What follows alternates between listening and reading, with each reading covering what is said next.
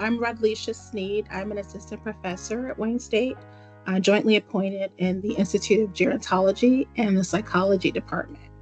And most of my research is focused on the implications of criminal legal system involvement for older adults. When we think about older adults, we usually don't think about the criminal legal system. So we don't think much about older adults going to jail or prison or having contact with the courts. But what we actually see is that legal system involvement has increased significantly among older adults over the last few decades. And this is a big deal because these systems aren't designed for older people. And so a lot of the work that I do is really focused on understanding what are the implications of being incarcerated for older people and what can we do to reduce inequities that older adults who have criminal legal system involvement have. How can we reduce those inequities and improve health and well-being in that community? It's very much so that communities are impacted by incarceration, even if they themselves are not incarcerated.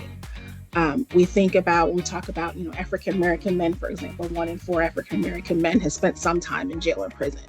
We also know that communities that have high rates of incarceration tend to be negatively impacted by that when we talk about the overall well-being of communities. So incarceration matters, even if you yourself haven't been involved with the criminal legal system.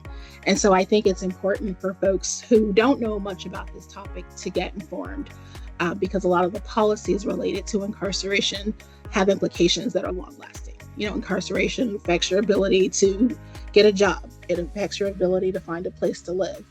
And this matters, especially when you're talking about older people, because they have different needs when it comes to things like housing and employment. And so really understanding the implications of incarceration, I think, is important for anybody, even if you yourself haven't been involved in the criminal legal systems. You see, for example, in the 1990s, maybe 3% of those who were incarcerated in state and federal prisons were over the age of 55. Now we see it's closer to 18% of folks who are incarcerated are age 55 plus.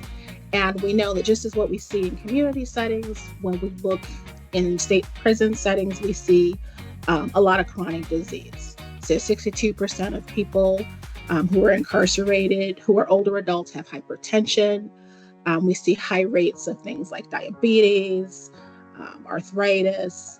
And so there's a lot of difficulty in managing these types of conditions when you are incarcerated. And so a lot of the work that I'm doing is really focused on going into state prison systems and talking to the folks that work there, talking to the folks who are incarcerated as well, and kind of understanding what their needs are and figuring out how to best address those needs. A lot of what I expect to talk about in the conference is really focused on how to connect with a community like this. Given the focus of this conference is, urban health and making connections in community settings, people don't necessarily think about prison as a community, but it is a community. It's a place where a lot of people live and a lot of people work. And there are a lot of barriers to doing research within this community. And so a lot of what I want to talk about during the conference is thinking about some of the challenges I faced going into the prison setting, and to give people information if they're interested in working with this population as well, give them information on what to expect in working with this population and how to address some of the challenges associated with conducting research in this population.